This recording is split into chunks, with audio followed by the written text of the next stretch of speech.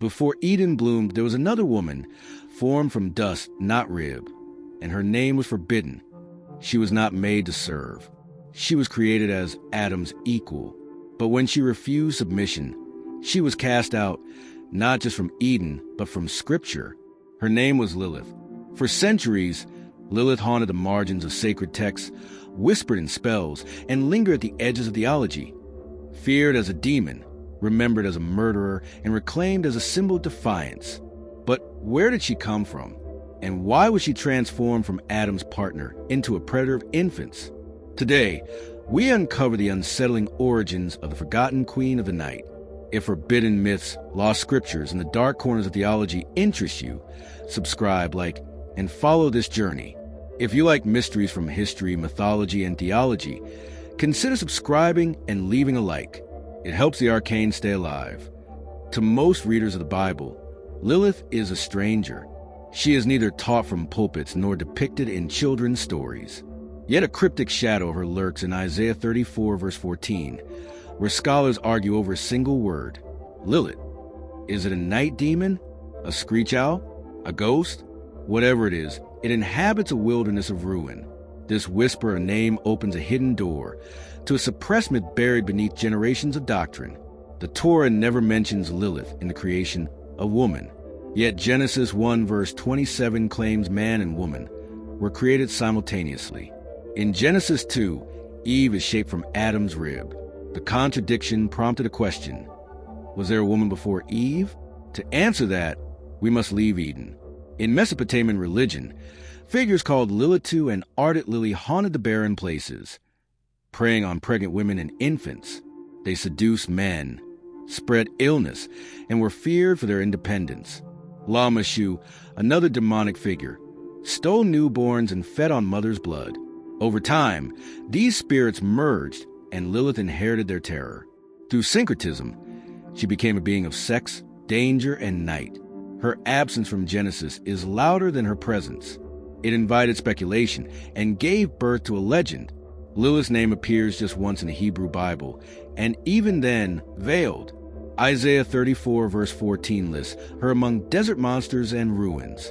Some translations call her a screech owl. Others simply leave her out.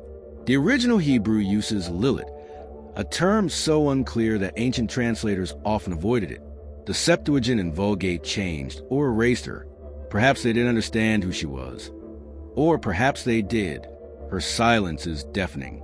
Apocalyptic texts from the Second Temple period, like Enoch, catalog angels and demons in detail, yet never name her.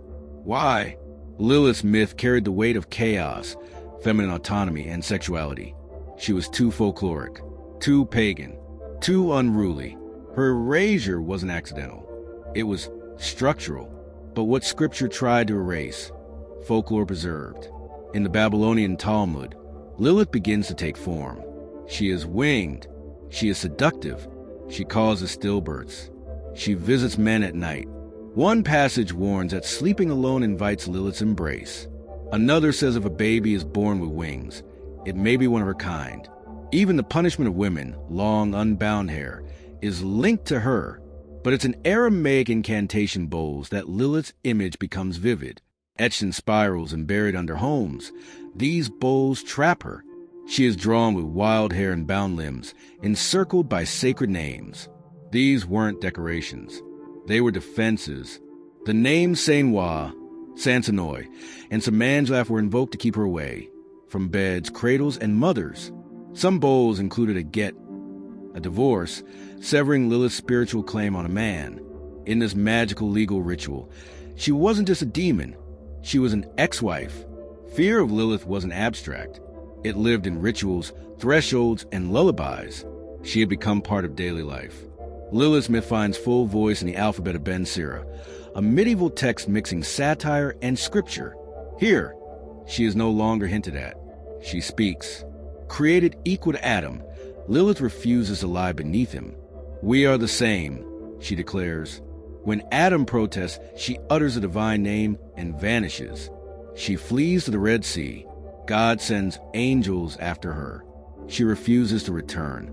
A deal is struck. Each day, 100 of her children will die. In exchange, She claims the right to stalk infants, unless protected by sacred names. Here, the myth crystallizes. Lilith as rebel exile and child killer.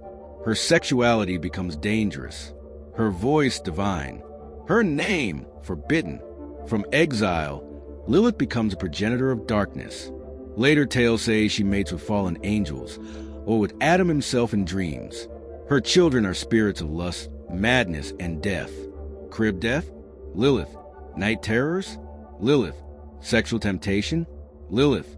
Protective amulets, etched with her name or those of angels, were placed above beds and cribs. She wasn't merely feared. She was fought, yet within that fear is something deeper, a twisted reverence. She is not destroyed. She is negotiated with, appeased, bound by ritual.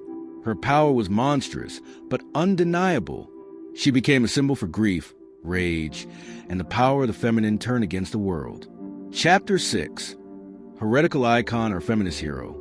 In Kabbalah, Lilith becomes Samuel's bride, the feminine face of evil. She mirrors Shekinah, God's consort. But instead of harmony, she embodies imbalance, temptation, and judgment. She is studied, feared, invoked, not erased, but encoded. Then, in the modern era, she rises again. Feminists and mystics reclaim her, a woman who said no. She appears in art, literature, and even in Lilith magazine, a Jewish feminist publication. No longer just a demon, she becomes a question. What happens to the woman who refuses? Her image fractures. To some, she is still evil. To others, divine. Between monster and martyr, Lilith endures. Lilith was erased because she didn't fit. She challenged a story built on submission. Eve was created from man. Lilith was created equal. Eve obeys. Lilith flees. Eve sins. Lilith rebels. Religion chose obedience. Myth remembered rebellion. Her name lived on in amulets, lullabies, and nightmares. But now she speaks again, not as monster, but as memory. Her return tells us something, that voices once silenced don't disappear. They wait.